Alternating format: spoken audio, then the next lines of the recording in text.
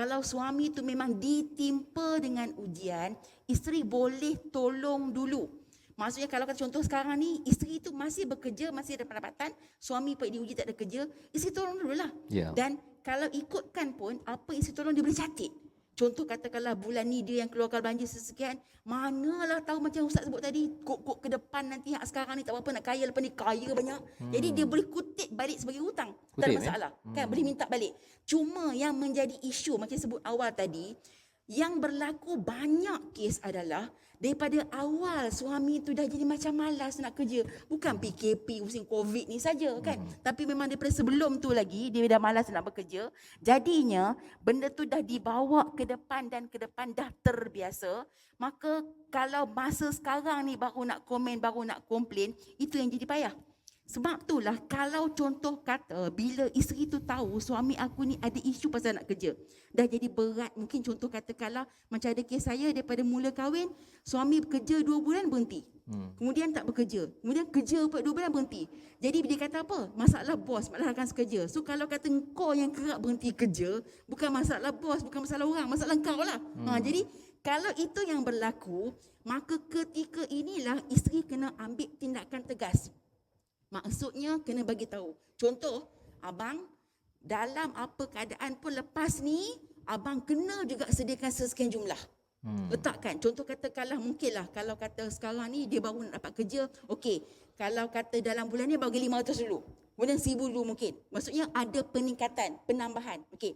Kalau dalam tempoh sekian, okey, paling biasa saya cadangkan dekat klien saya paling maksima contoh masa, tempoh masa nak bagi dekat suami untuk berubah adalah 9 bulan. Kenapa 9 bulan? Sebab kita ambil kira tempoh iddah biasa bagi isteri dan bercerai 3 bulan. 3 bulan. Dan kita ditalak 3. Jadi 3 campur 3 campur 3 9 bulan lah. 3 kali iddah kan, maksud 3 9 bulan tempoh masa. Meaning dalam tempoh 9 bulan tu kalau suami dia boleh berubah, boleh bagi peluang. Tapi kalau tempoh 9 bulan tu dia buat perangai macam tu juga, okey abang, saya bagi tempoh dah kat abang, abang tak nak juga saya file cerai.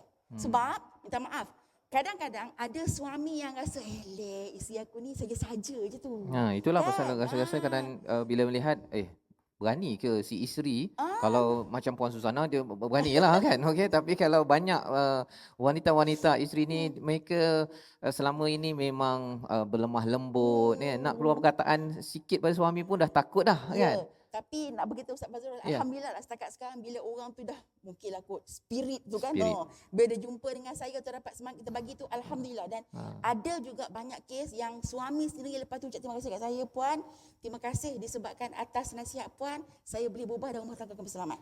Puan dia kena bersuara. Tapi masalahnya isteri ni kadang-kadang kan dia sami'na wa ata'na, angguk-angguk geling tak nak. Kan dia tak nak langsung. Kadang-kadang kalau Kak Su lagi saya cakap sakit dia merajuk. Habis tu kalau kau tak nak dia merajuk, kau tunggu je lah.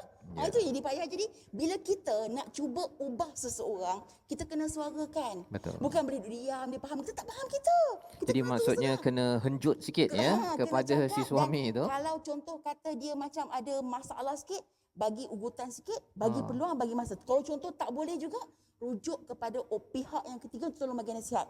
Dan kalau contoh kata memang tak boleh juga, kita ada peruntukan undang-undang.